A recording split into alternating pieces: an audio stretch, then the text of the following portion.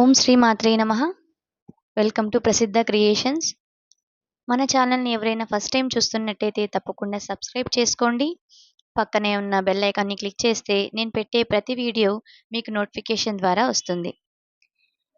అలాగే లైక్ చేయండి, షేర్ చేయండి. మీరు లైక్, షేర్ చేయడం ద్వారా మన ఛానల్ను సపోర్ట్ చేసిన వారు అవుతారు.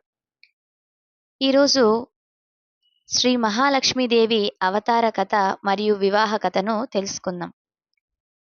శ్రీ మహాలక్ష్మీదేవి పరమేశ్వరుని సాక్షాత్ మహాశక్తి. ఆమెను శ్రీ మహాలక్ష్మి, శ్రీదేవి, ఐశ్వర్యలక్ష్మి, చంద్రలక్ష్మి మొదలైన పేర్లతో పిలుస్తారు. అమ్మ ధన, ఐశ్వర్యం, శాంతి, సంతానం, విజయం, విద్య, ధైర్యం, భోగానికి అధిష్టాధిపతి దేవత. క్షీరసాగర మదనం లక్ష్మీదేవి అవతారం. సత్యయుగంలో దైత్యులు అధిక బలంతో స్వర్గాన్ని ఆక్రమించడంతో దేవతలు మహావిష్ణువుని ఆశ్రయించారు. విష్ణువు వారిని క్షీరసాగరాన్ని మదించమని చెప్పాడు.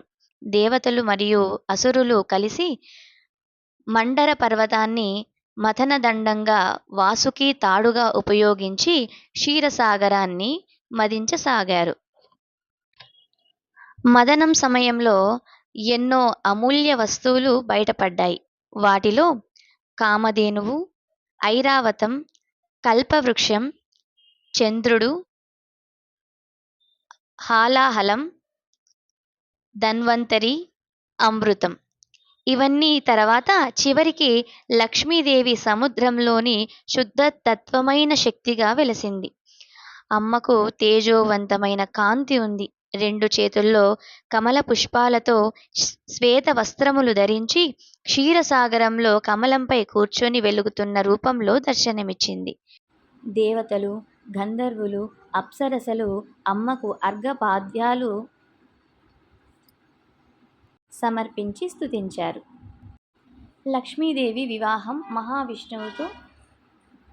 లక్ష్మీదేవి సంసారంలో శ్రేయస్సును ఆశించే శక్తి. అమ్మ తాను ఎవరి హృదయంలో ధర్మం ఉందో, ఎవరిలో భక్తి మరియు పుణ్యం ఉంటుందో వారిని ఆశ్రయిస్తుంది. తన అవతార సమయంలో అమ్మ మహావిష్ణువుని చూసి ఆయన్నే తన అర్ధాంగిగా ఎంచుకుంది. విష్ణువు కూడా ఆమెను త్రికాలజ్ఞానుడిగా గౌరవించి అంగీకరించాడు. దేవతల సమక్షంలో మహర్షులు, బ్రహ్మ, శివుడు మరియు ఇతర దేవతల ఆశీర్వాదాల నడుమ లక్ష్మీదేవి మరియు శ్రీ మహావిష్ణువుల కళ్యాణం వైభవంగా చేసుకున్నారు. ఈ విషయాన్ని సాక్షాత్తు సకల లోకములు చూసి సంతోషించాయి.